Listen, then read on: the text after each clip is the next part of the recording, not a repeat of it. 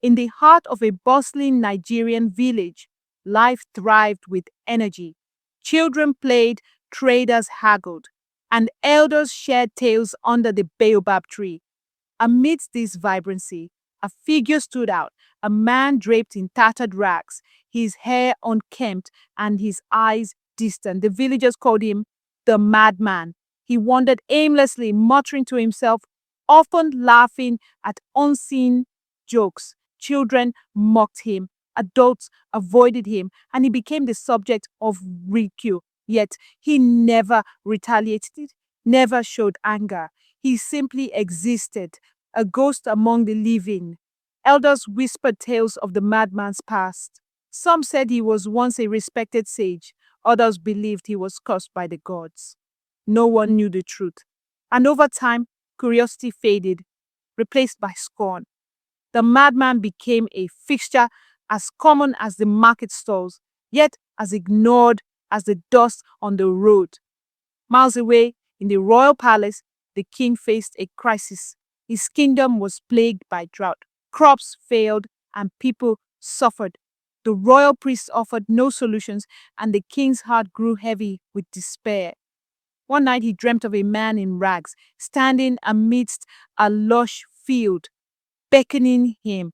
The dream recurred, each time more vivid. The king, desperate for answers, decided to seek out this mysterious figure. The king, disguised in simple attire, left the palace with a few trusted guards. They traveled through villages, seeking the man from the king's dreams. Many thought the king mad, chasing a phantom, but the king's resolve was unshaken. Upon reaching the village, the king immediately noticed the madman. He matched the figure from his dreams. The king approached him, and the madman looked up, eyes gleaming with recognition. "I've been expecting you," he said, his voice clear and calm. The villagers watched in shock as the king conversed with the madman. The madman led the king to a secluded spot under an ancient tree. There, he spoke of the kingdom's woes, offering insights and solutions that astounded the king. He spoke of forgotten rituals, of harmony with nature, and of the people's needs. The king listened, realizing that wisdom often comes from unexpected places. The king returned to the palace, implementing the madman's advice. He initiated community rituals, encouraged sustainable farming, and prioritized the people's welfare. Slowly, the land began to heal and prosperity returned. Grateful, the king sent for the madman, inviting him to the palace. The villagers, still skeptical, watched as royal guards escorted the once mocked figure with honor. The madman, now clean and composed, entered the palace, his presence commanding respect. In a grand ceremony, the king knelt before the madman, declaring him the kingdom's sage. The court gasped, but the king spoke. "Wisdom is not in appearance, but in truth. This man saved our kingdom." The madman smiled, his journey from ridicule to reverence complete. As the kingdom flourished, the sage taught the people, emphasizing humility, compassion, and unity. He reminded them that every individual has value, and true wisdom often hides behind humble facades. The villagers, once scornful, now sought the sage's counsel. They realized their folly in judging based on appearances. The village transformed into a place of inclusivity and respect. Generations later, the story of the madman who became a sage was still told. It served as a reminder that greatness can emerge from the most unexpected places, and that every person, regardless of the past, holds potential for greatness. As the sage's influence grew, not everyone celebrated.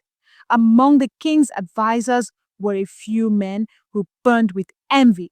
"How can a man once mocked by goats now sit beside kings?" they muttered. To them, his wisdom was a threat. his presence a wound to their pride. They whispered in corridors and feasted on suspicion. He must be a trickster.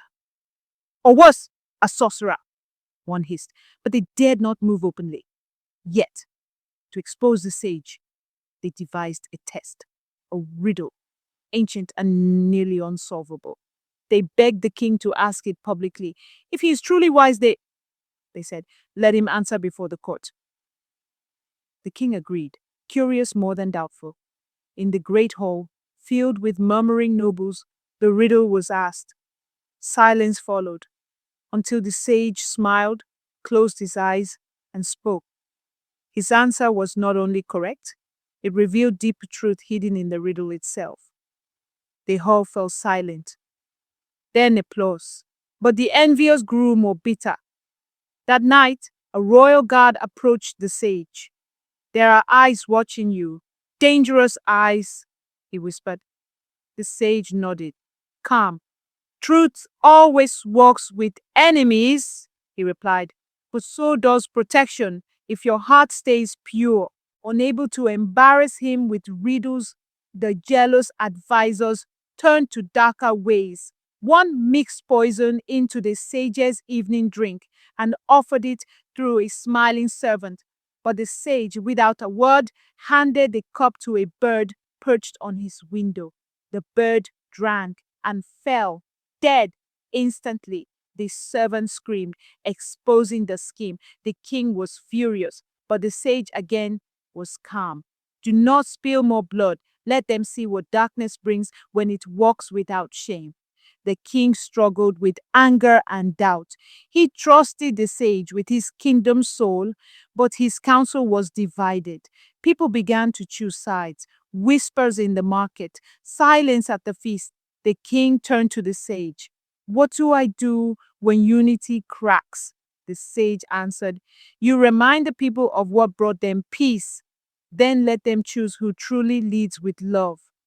Soon, word spread of the sage's wisdom and survival.